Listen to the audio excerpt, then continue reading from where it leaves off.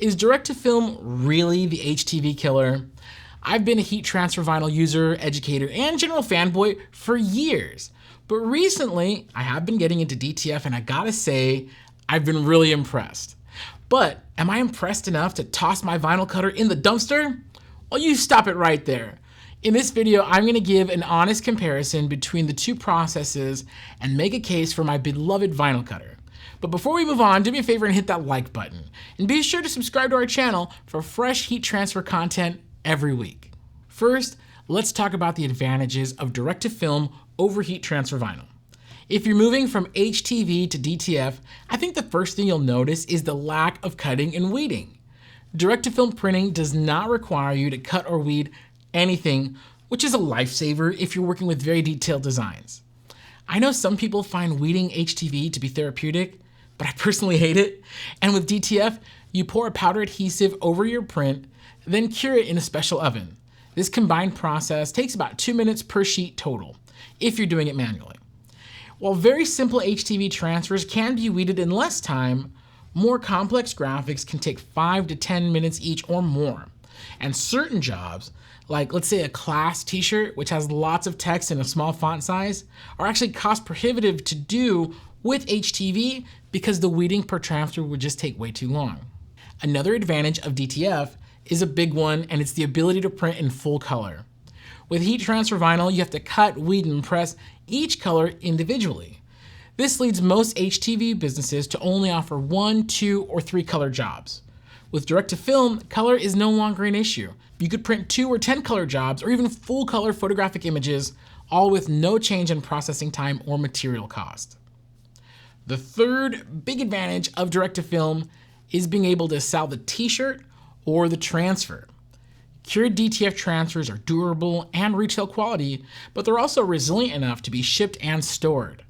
That means you have the option to heat press DTF transfers onto the garment yourself, providing your customer a complete finished product, or you can package the cured transfer and ship it to your customer. Then they could press it themselves using their own garment and equipment. You effectively serve 2 different customer bases with the same printer. Whew, okay. My vinyl cutter took a beating those past 3 rounds, but now it's time to fight back and talk about why you'll never be able to pry my vinyl cutter out from my Ninja Death Grip. The biggest advantage of HTV by far is the accessibility factor. As of the filming of this video, you can get a brand new 12-inch silhouette cameo for just over $300. This is how my heat press hero, Big Brando, got his heat press business started, and it's what I've been using personally for the past 8 years.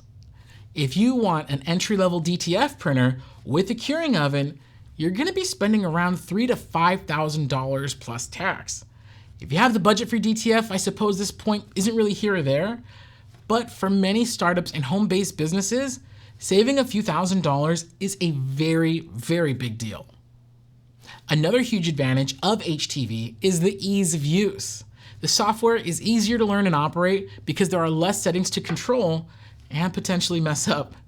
HTV is an older, more established print method, so there are hundreds of more online tutorials than what you're gonna find for DTF. There's also a larger online community of groups and forums centered around HTV and vinyl cutters. And even though I mentioned that cutting and weeding HTV can sometimes be more time-consuming, the process itself is more simple and straightforward than what's required for DTF, and you don't have to wear any gloves or masks when you do it. The third reason why I will never get rid of my vinyl cutter, and it's probably the most important for me, there are things that you can do with the vinyl cutter that are just not possible with DTF. Glitter, high density, flock, holographic, puff, reflective, printed, textures, all these different styles and finishes of heat transfer vinyl cannot be replicated with direct-to-film. And there are also some cool new sustainable products like Caesar Pure HT, which is the first and only compostable heat transfer material in the world. To top it off, you have things like adhesive decal vinyl, which, yes, it's a departure from garment decoration and heat transfer, but it's another thing that you can't do with DTF. And don't get me started on all the cool crafts and projects you could do with other materials like paper, cardstock, leatherette, and so much more. So what's my verdict? Is DTF really the HTV killer? Am I finally gonna get rid of my beloved vinyl cutter? No, and no.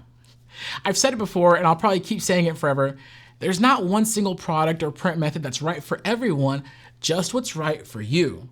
After comparing HTV and DTF, I can honestly say that they both have a place in any print shop and actually complement each other.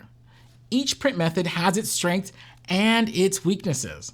The key is figuring out what your goals are for your business and then working out which print method aligns best with your budget, space, business plan, products, and even personal preferences.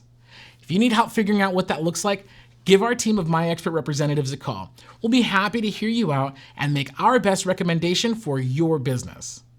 For more DTF, HTV, and other heat transfer content, subscribe to our channel. And if you enjoyed this video, go ahead and hit that like button while you're at it. You can always find our full selection of heat transfer equipment and supplies at heatpressnation.com.